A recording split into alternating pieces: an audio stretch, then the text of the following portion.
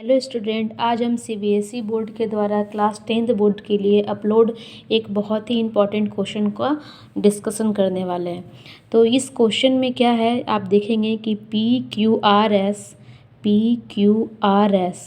And QTUR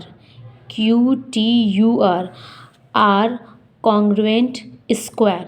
congruent square है, that means ये दोनों स्क्वायर का साइड का वैल्यू क्या होगा, सेम होगा। देन क्या लिखा हुआ है कि ST SU and UT are tangent. तो आप यहाँ पे देखेंगे कि ये ST, ठीक है, फिर SU एंड UT, ये हमारा 3 टेंजेंट है, ठीक है, सर्कल है, इस सर्कल का ये 3 टेंजेंट है और साइड ऑफ द स्क्वायर 10 है। तो ये 10, तो ये पूरा क्या हो जाएगा 20, ये पूरा क्या हो जाएगा 20। और आपको रेडियस फाइंड करना है सर्कल का, ये वाले सर्कल का रेडियस। तो सर्कल का रेडियस हमारा है क्या, WN एंड NV, आप जो भी सॉल्व कर सकते हो। तो इस क्वेश्चन का डिस्कशन करेंगे। ये सीबीएसई बोर्ड के द्वारा अपलोड किया हुआ क्वेश्चन है क्लास 10th के स्टूडेंट के लिए। तो सबसे पहले आप क्या देखते हैं कि ये इस क्वेश्चन में अगर इसे आप देखें तो ये हमारा एक राइट एंगल ट्रायंगल बन रहा है, ठीक।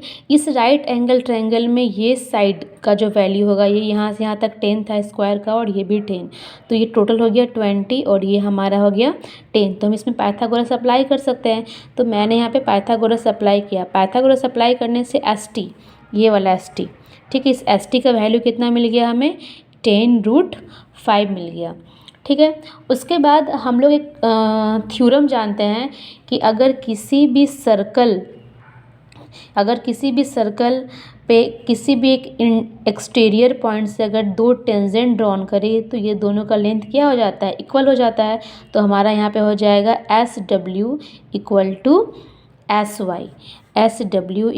SY, इसको हमने x लेट कर लिया, ठीक है। अब ये यहाँ से यहाँ तक x है, तो UW का वैल्यू क्या मिल जाएगा, ये पूरा 20 था और ये x था, तो 20 - x। तो अगर आप यहाँ पे ध्यान दें कि ये UW का वैल्यू अगर 20 - x है, तो ये एक्सटीरियर पॉइंट है, इससे भी 2 टेंजेंट ड्रॉन हुआ है, एक ये टेंजेंट और एक ये टेंजेंट। तो जो UW का वैल्यू होगा वही वैल्यू सेम किसका होगा, UV का होगा। तो ये इक्वेशन 1 हो गया। उसके बाद ये हमारा x था, तो ये भी हमारा x हो गया। इस कंडीशन से YT, तो YT का वैल्यू क्या मिलेगा, ये पूरा लेंथ ST हमारा था 10√5 और ये यहाँ से यहाँ तक था x, यानी कि 10√5 को x से माइनस कर देंगे तो ये YT मिल जाएगा। और जो YT का वैल्यू होगा वही VT का वैल्यू होगा, क्योंकि सेम कंडीशन एक्सटीरियर पॉइंट से ये 2 टेंजेंट नज़र आ रहा है। ये क्वेश्चन 2 हो गया। अब ऑल्सो UV तो हमें इतना मिल चुका है, लेकिन UV का एक और वैल्यू हो सकता है, क्या हो सकता है, तो यहाँ पे देखेंगे कि UV जो है अगर पूरे UT से अगर इस VT को माइनस करेंगे तो फिर से हमें UV मिलेगा। तो पूरा ये UT का वैल्यू है कितना, 10 है, और VT का वैल्यू ये वाला आया, तो ये वैल्यू यहाँ पे पुटअप कर दिए, इसको सॉल्व कर दिए तो UV मिल गया। इसको इक्वेशन 3 बोल दिए।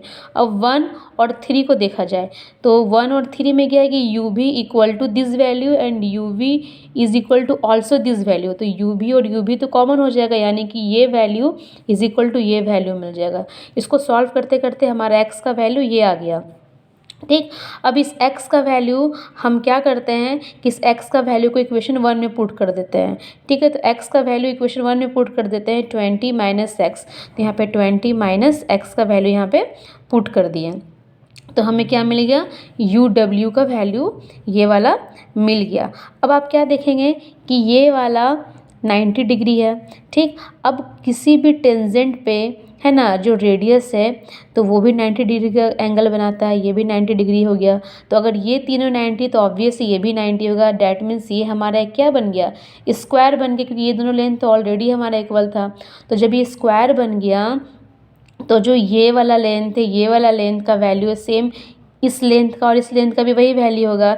यानी कि हमारा जो हमें तो WN चाहिए रेडियस, यानी कि WN इज इक्वल टू क्या हो जाएगा, UW हो जाएगा। UW का वैल्यू जो होगा वो सेम इसके इक्वल होगा, ठीक है। तो ये तो वैल्यू हमने सॉल्व किया है UW, यानी कि UW और WN जो है ये हमारा क्या है, रेडियस है।